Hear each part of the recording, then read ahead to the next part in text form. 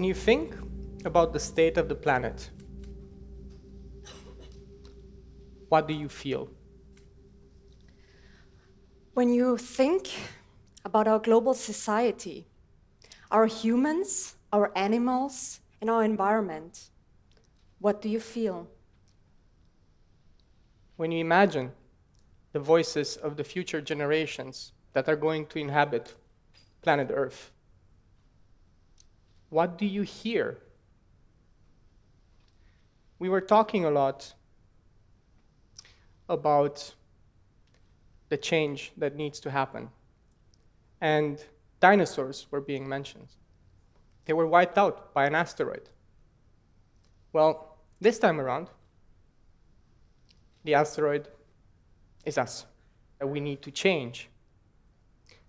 And not only do we need to change fast, and we need to change globally. So, what is our angle? What is our unique perspective when we're looking at this change? For the past years, we have been researching, studying, designing, and producing experiences around the globe. And Paul and I are currently working on a book that is not only about how to create extraordinary moments for people, but we have been trying to understand, could we use experience design in a way to guide people towards personal growth and long-lasting human transformation? Out of all those experiences, we have been particularly fascinated by one. Imagine, right now, you're floating 400 kilometers above planet Earth. You find yourself on the International Space Station, and you're looking out the window. What do you see? Astronauts that had this experience changed in a very powerful way.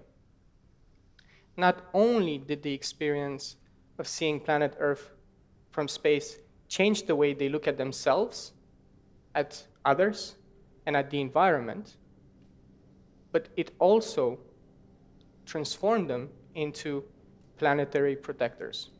And this is the overview effect. It has been coined by Frank White based on interviews that he did with astronauts that have seen Earth from outer space or from the surface of the moon. Today, we have prepared an auditory experience for you. An experience that is hopefully providing you with a very small glimpse of what the astronauts go through when they travel all the way to orbit and then come back to Earth again. When astronauts go to space, they go through years and months of flight preparation. So before our space shuttle launch today, we need to prepare you for launch. Now, I would like to invite you, simply lean back and close your eyes.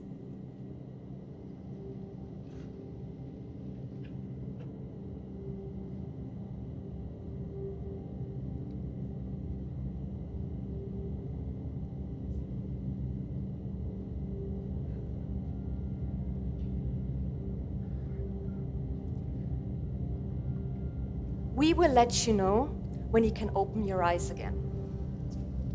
If at any point you feel overwhelmed with emotion, then know there's a way out of it. Just open your eyes and you will be safe. Also, what is important to remember, try to lean in, really go into the experience, and just remember to breathe, be brave, and just embrace what you're feeling. Before launch, we need to ground ourselves. So make yourself comfortable in your chair. Sit a little straighter.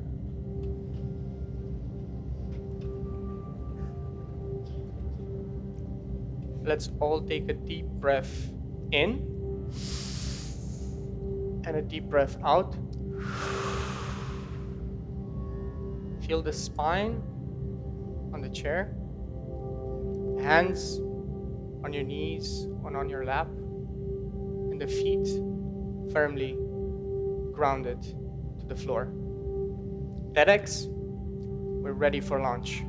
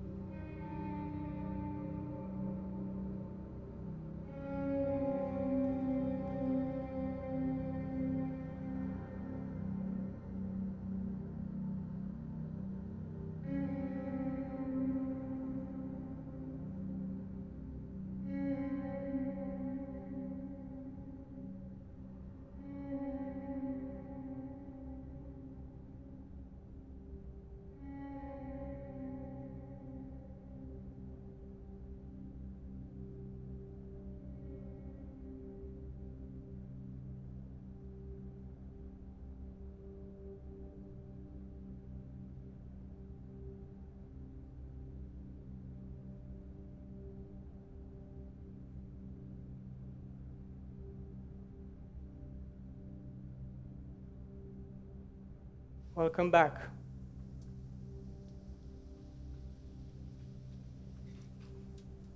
You can now slowly open your eyes or take off your eye masks. We've landed.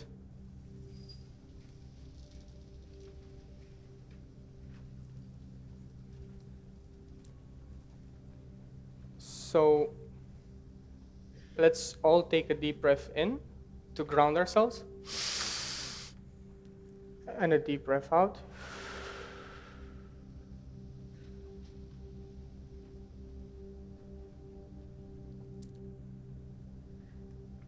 The astronaut, Edgar Mitchell, describes his spaceflight experience with the words, explosion of awareness, an overwhelming sense of oneness and interconnectedness, an ecstasy, a state, and a moment of epiphany. When we look into what astronauts go through in terms of the emotions they feel, there is one very strong emotion that share all of the astronauts when they go to space, and that is awe. You might today have felt a bit of that emotion, or in one moment in your life. What is awe? Awe is curiosity. It is also maybe a sense of fear, a sense of wonder, and one strong sense of vastness. So, what does this mean for us as experienced designers and for the experience that you just had? Astronauts, when they return back home, they usually have a shift of mind and heart, a change of the way they look at things, and they become oftentimes environmentalists and protectors of the earth. The emotion of awe is at the core of this transformation. Why do we think that we need to travel to space to experience this emotion? Awe is much closer to home than we might all think. We just need to be open to experience it and to see it. It could be as simple as hearing the wind on a stormy day, sitting at the beach and hearing the seagulls flying over you, or going to the forest and hearing the raindrops fall. It could be as simple as any sound. The real voyage of discovery consists not in seeking new landscapes, but in having new eyes. And I feel, in a way, we might be able to relate to that. So what does this mean for us? What can we do about it as experienced designers, as scientists, as individuals? Barbara, Paul, what can you do? And how can we move forward from that for our global collective shared challenges? What if we all come together to build sort of a global bell that catapults us into a global state of awe? How would it feel if we all paused?